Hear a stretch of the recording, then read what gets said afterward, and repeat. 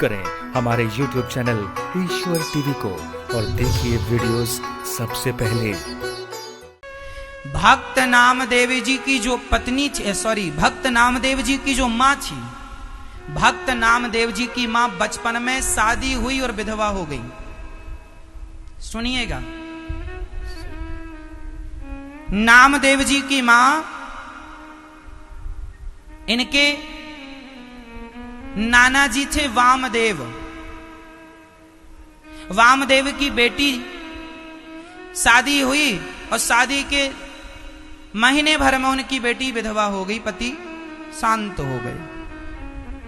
अब जब पति शांत हुए तो रोने लगी, मेरे तो पति चले गए। तब वामदेव जी बहुत बड़े कृष्ण भक्त थे। उन्होंने अपनी बेटी को समझाया, बेटी कोई मर जाए तो ऐसे रोते नहीं है, तेरी किस्मत में विधवा होना लिखा था, तू हो गई, पर रो मत। सुन, तेरे पति अब से भगवान कृष्ण हैं, तेरे पति अब से भगवान कृष्ण हैं और तू इन्हें अपना पति मानेगी, अब तू रोएगी नहीं।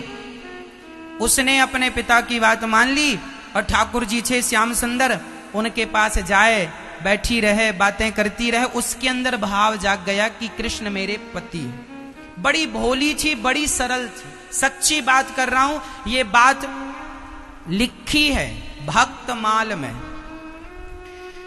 अब होते होते क्या हुआ, एक दिन इसकी सखियां मिलने के लिए आई,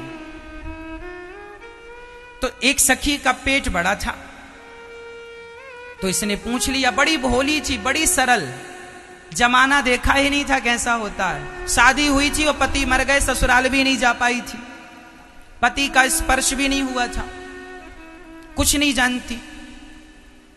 एक दिन इसकी सखी आई, उसका पेट जरा बड़ा था, तो इसने पूछ लिया, बहन तेरे पेट में कोई सूजन है क्या, दर्द है, कोई रोग है क्या?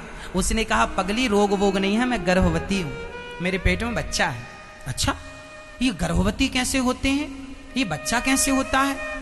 अरे जिसका पति होता है वह नारी गर्भवती होती है। अच्छा, तो गर्भवती जब होती है तो पेट बड़ा होता? हाँ, पेट बड़ा होता, पेट में तो बच्चा होता। अच्छा, कुछ बातें हुई, उसने समझी, उसको लगा कि मेरे पति तो भगवान हैं, मैं तो गर्भवती हूं नहीं। तो दौड़ के चली गई भगवान के पास, प्रभु प्रभु मेरी सखी गर्भवती है, बताओ मैं गर्भवती कब होऊंगी, बताओ मैं गर्भवती कब होऊंगी। इतनी सरल थी, इतनी भोली थी कि वो भगवान से कहने लगी कि मुझे गर्भवती होना है।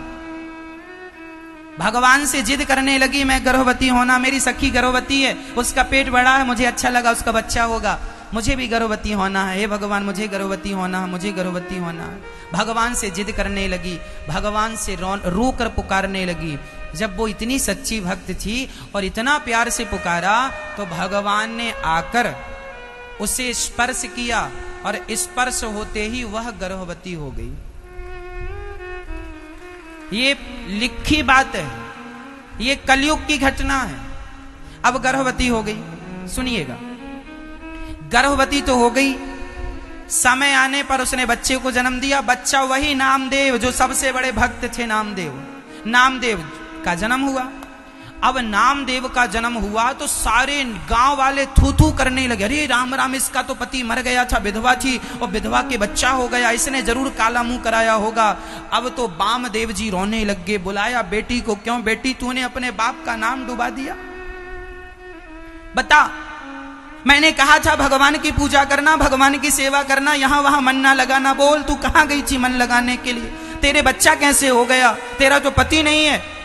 लड़की बोली, पिताजी आप झूठ क्यों कहते हैं, आपने तो कहा था मेरे पति कृष्ण कन्हैया है। हाँ हाँ मैंने तो कहा था, पर कृष्ण कन्हैया थोड़ी तुझे बच्चा देने आएंगे। हाँ पिताजी, उन्हीं का बच्चा है। अब वामदेव जी तो मान गए, पर ये जमाना कैसे माने, ये जमाने को सफाई कौन दे के भगवान का ही छोरा है, ये भगवान का ही बेटा है, इसके अंदर कोई पाप नहीं है, किसको सफाई देने जाए। तब कहीं जाकर जमाना मानने को तैयार नहीं, जमाना एक्सेप्ट नहीं करने को तैयार। हम इस बच्चे का ना तो नामकरण करेंगे, ना तो कोई संस्कार करेंगे, क्योंकि ये पाप का बच्चा। इसने जरूर कहीं काला मुंह कराया है। कोई मानने को तैयार नहीं। तब इसने जाकर नामदेव जी की मां जाकर भगवान से रोई, प्रभु बच्चा तो दिया है पर सारे लोग तो बच्चे को स्वीकार नहीं करते, कहते हैं पिता कहाँ है। तो हे प्रभु आप परिचय दे दो अपना कि आपका ही बेटा नहीं, सब मुझे तो काला मुंह कह के बुला रहे हैं, कल मुही है तूने काला मुंह कराया है, समाज तो हमें जीने नहीं देगा। तब भगवान ने आकाशवाणी की, ये कलयुग की घटना है। सारा गांव इकट्ठा हुआ और भगवान ने आकाशवाणी की, वामदेव जी समस्त गांव वाले सुनो, यह जो बच्चा है इसका नाम होगा नामदेव और मैं इसका पिता हूं। भगवान ने गवाही दी, तब जाकर समाज ने नामदेव जी को एक्सेप्ट किया। और ये वही नामदेव जी हैं, ये घटना है महाराष्ट्र की, ये वही नामदेव जी हैं जिन्होंने 27 बार विट्ठल भगवान का प्रत्यक्ष दर्शन किया। क्या किया? क्या किया? प्रत्यक्ष दर्शन किया। तो मैं कह रहा था कि मैया यदि भक्त की इच्छा है कि मैं भगवान के पुत्र की मां बनना चाहूंगी तो भगवान उसकी वो भी इच्छा पूरी करते हैं। तो गोपियों की इच्छाएं जो थी भगवान ने उनकी समस्त इच्छाओं को पूरी किया, क्योंकि वो भगवान है और भगवान का धर्म है कि वो अपने भक्तों की इच्छाएं